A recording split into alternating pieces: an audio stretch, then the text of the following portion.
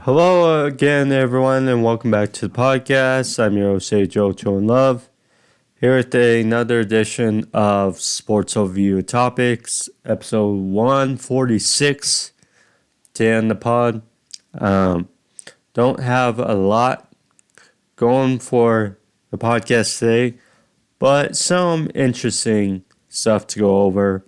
Going over UFC fights from Saturday, as well as, the OBJ to the Ravens news, etc. But nonetheless, thank you for joining me. If you're new to the podcast and you want to see more of these sports overview topics, videos, head on over, click the subscription, and click the notification bell as well. And find all on the channel. But alas, thank you. And yeah, let's get going. So, first thing, the more recent news. Let's go over that. Devin White, the former 5th overall pick in 2019 for the Buccaneers, has announced amongst trade or contract negotiations with the Buccaneers that he wants a trade or has requested a trade out of Tampa Bay. Now, Devin White,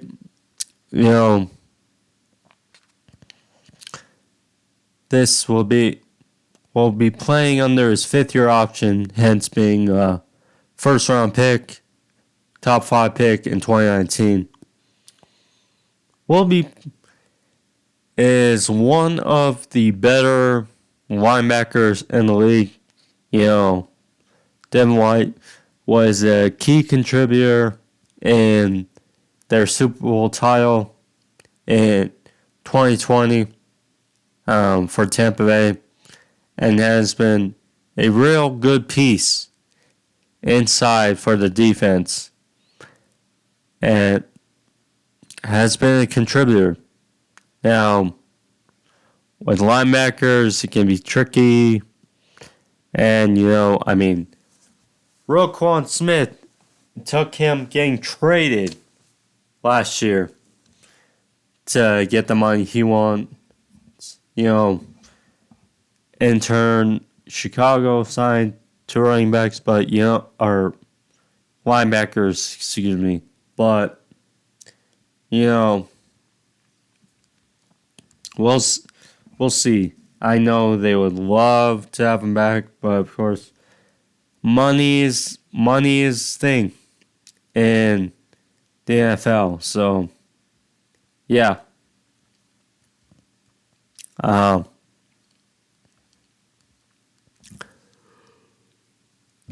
We'll see. Excuse me. We'll see.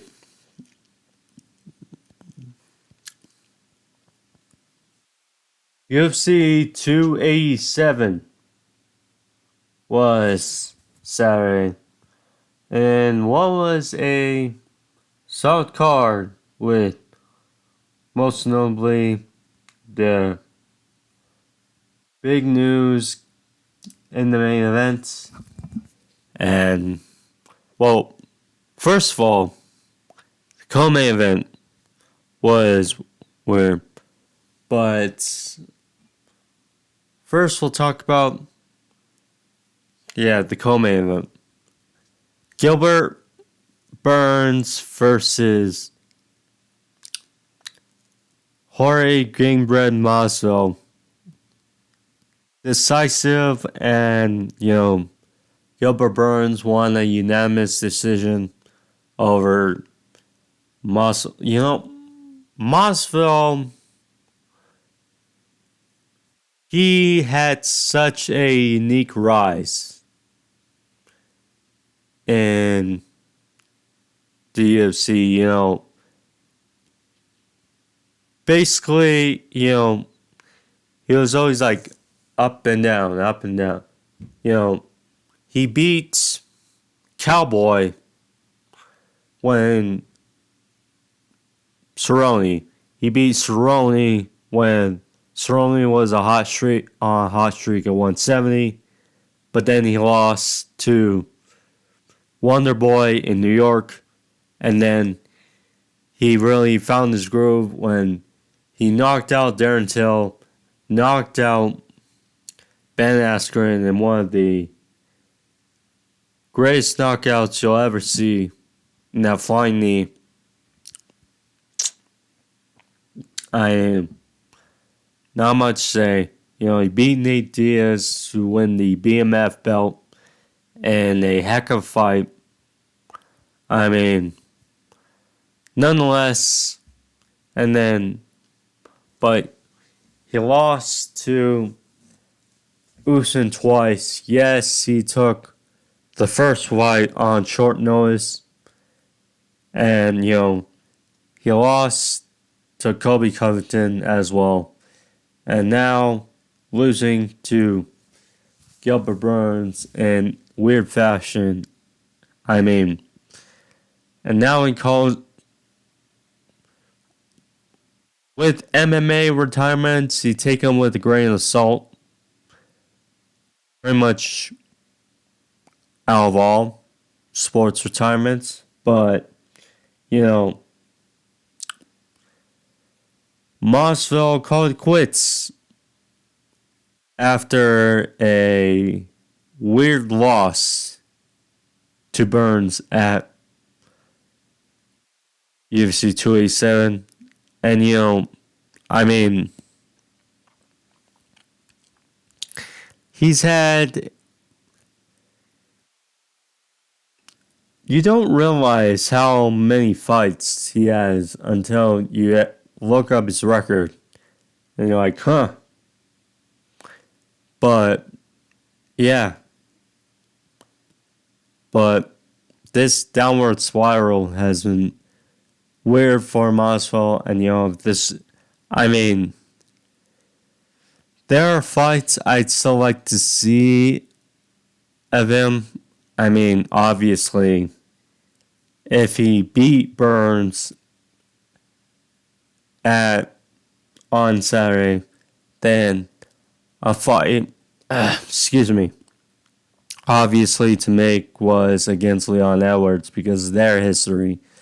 But, yeah, that's not looking good anytime soon. So, yeah. Hold on one sec.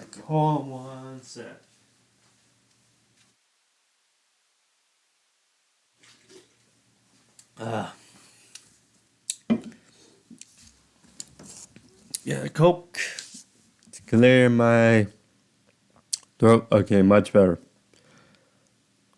But yeah, Burns called out the winner of Colby and Edwards.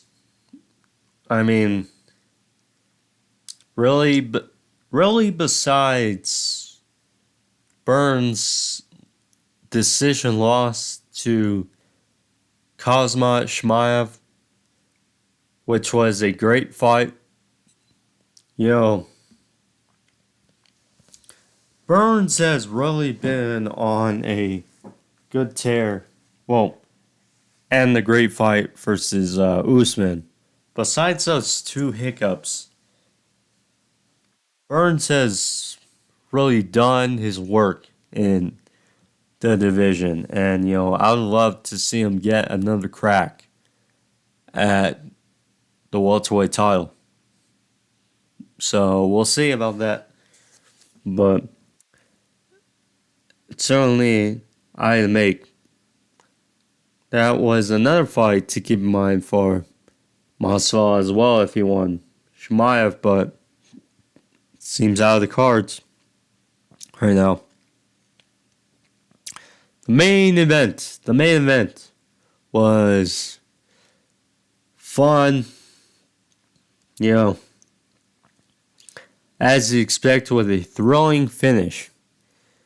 Kind of how I expected, in a way. So, well, the way out the finish happened, probably not, but still, it went how you figure. So, when I was predicting the fight last week, you thought, okay, so in the first fight in the UFC, Adesanya, caught Pereira at the end of the first round and had him on the ropes, but then the bell rang, or horn rang, whichever you want to say, and then off to round two. And then the fight wore on, and Pereira ultimately finished Adesanya. There we go. We get to the second fight, and you're thinking to yourself, okay, well, Pereira, yes, he has experience versus Adesanya. However, still less than 10 pro fights in the UFC and MMA. And obviously, it's a different animal altogether. So, against a guy who's had a hell of a run as champion and has basically 3 times the amount of fights, pro fights, that Pereira has, and who he's faced, I mean, gotta give, although the intimidating looking Pereira, but Adesanya certainly had it going. But yeah, Pereira was doing well with leg kicks. In the second round, he got him with another bad leg kick, backed. Now, don't know if it's really true, but he said it.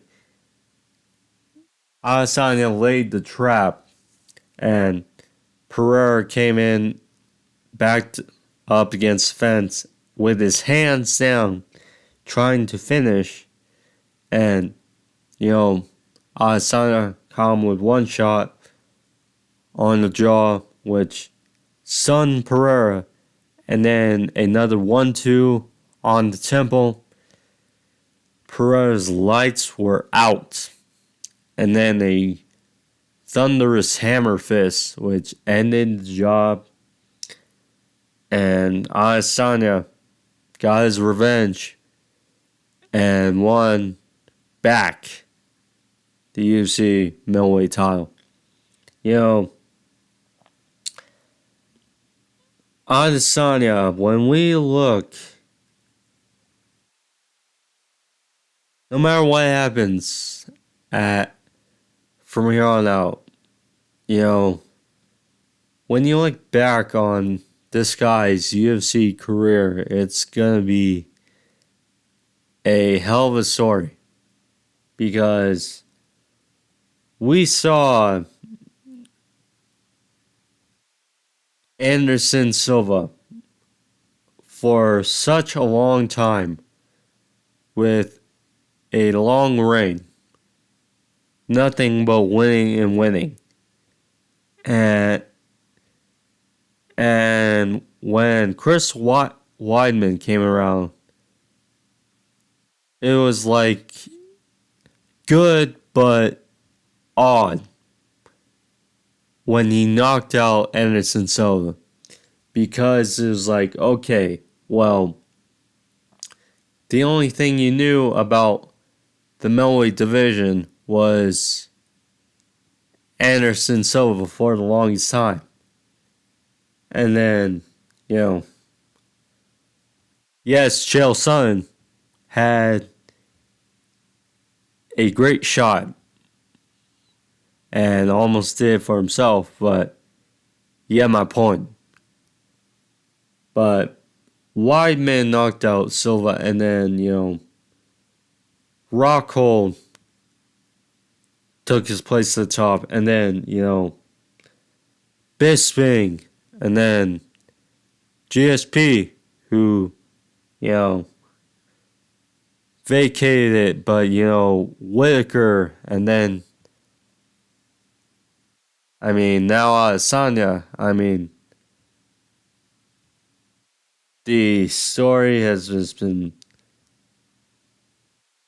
champions, champions, champions, and it's been fun to see. It's just been fun to see, and now Adesanya, he was building on that, Anderson Silva like run, where,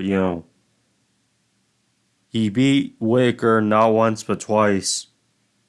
He beat Romero, controversial fight, but knocked out Costa, knocked out or beat Vittori. You know, I mean, beat Cannonier, beats, lost Pereira, but ultimately getting his revenge now, so see how it fares. But yeah, Israel Adesanya, what more can I say? Now, there is an interesting bout atop the middleweights now. When it comes, there are a few ways they can go forward. As in, so there's the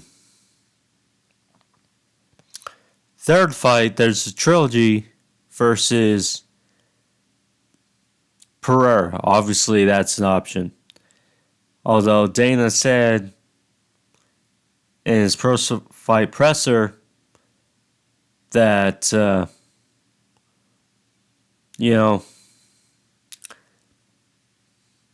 he envisions Pereira moving up to 205.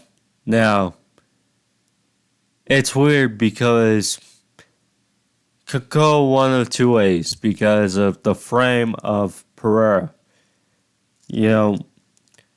Thiago Santos, I mostly pointed out to, he bolted up to 205, had a hell of a run up until he lost to John Jones. But other than that, he had a hell of a run. Since that, he's not been the same, but that juice certainly felt it with the power of Mr. Sledgehammer. Then you have Luke Rockhold, Chris Weidman. They both moved up, and it wasn't pretty. It wasn't pretty. And just how it happens. Facing bigger guys, bigger competition, it's just how it is, but we'll see. Pereira's obviously got power. It's just, now facing other competition, how will he fare if he moves up? But you got him, that's an option. Driscus Duplessis, he just came off a big win over Derek Brunson, finishing him. But, so there's an option. Vittori, it's a weird position because he beat Vittori twice, coming off another hell of a win. He beat Whitaker twice. So, there's some if Pereira had won again, then, you know, we'd be thinking, okay, Pereira versus Whitaker, Pereira versus Vittori, Driscus Duplessis. But, you know, we'll see. Adesanya did kind of call out Plessis, but we'll see. I think maybe another win, and then we can talk about title shot, but certainly a hell of a performance he did over Brunson.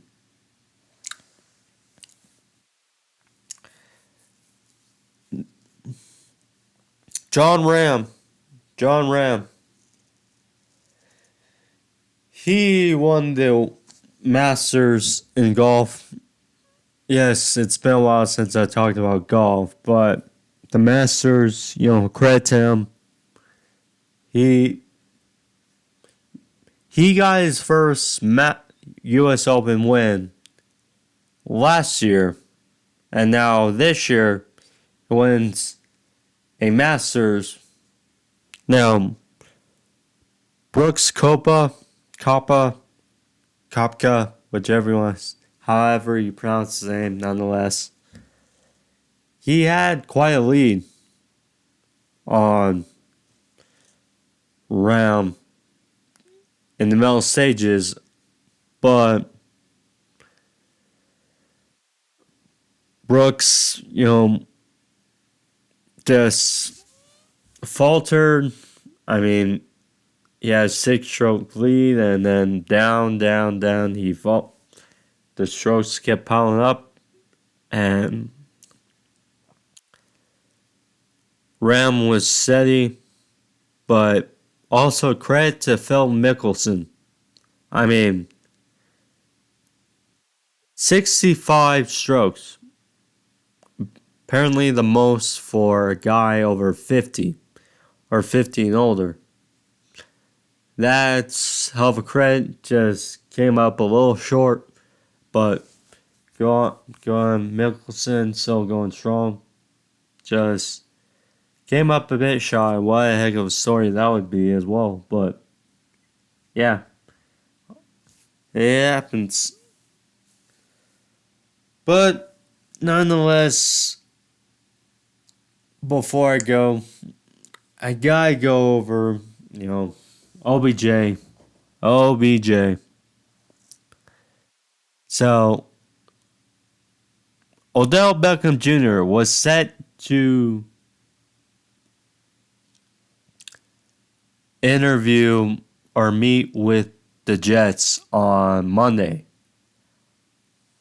as a part of Aaron Rodgers' wish list for the Jets. But we hear one day prior on Sunday that he has signed a 1-year up to $18 million deal, which is basically $15 million guaranteed. Basically, after signing bonus. So, or after signing. So, I mean,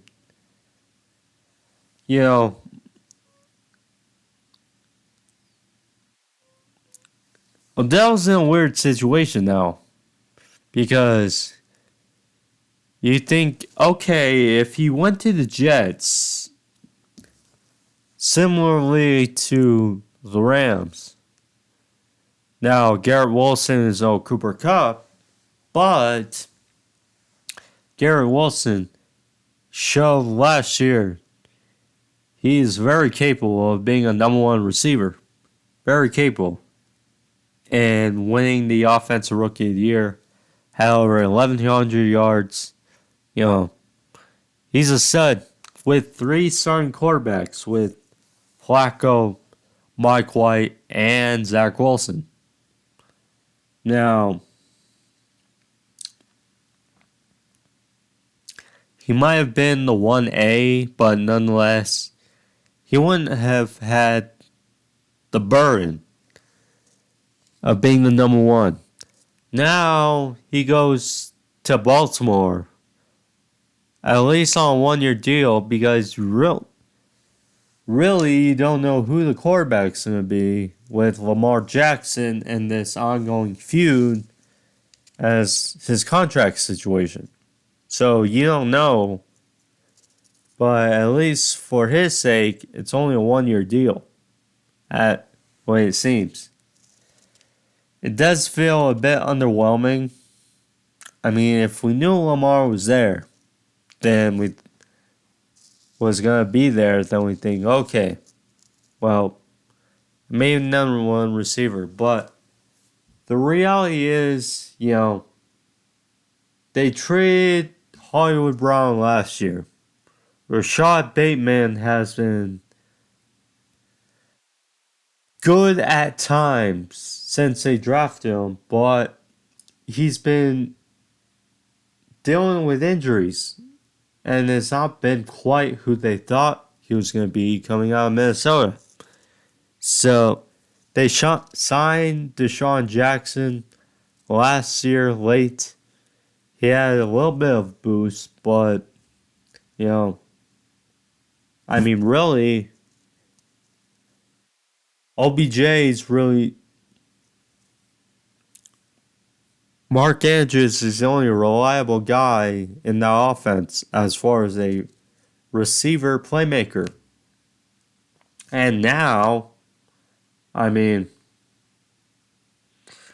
you had OBJ, who's coming off 2 ACL tears, who, in an offense where I gotta think his workload is gonna be weird because of the style of offense. Well, again, we don't even know who the quarterback's gonna be, so there's that. But those are my early thoughts on the OBJ situation. So there we go. But nonetheless, that's all I had for the podcast today, guys. Hope you guys enjoyed it. If you did, click that like, leave a thumbs up, help out the video, or if it's over there somewhere, get the drill. But nonetheless, hope you guys enjoyed it. If you did, thank you. Subscribe as well. Like, subscribe.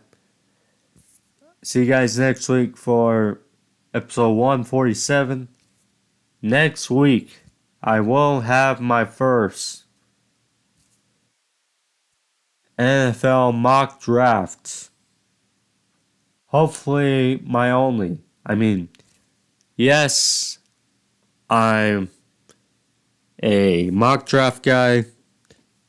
Like, some people refute it and then they make numbers of it. But I am a mock draft guy. But I'm going to try to hopefully only have to post one. So next week, be here with me for my live NFL mock draft for 2023 for the NFL draft. So NFL first round. So yeah, but anyways, guys, thank you. Be safe. See you guys next week. Peace.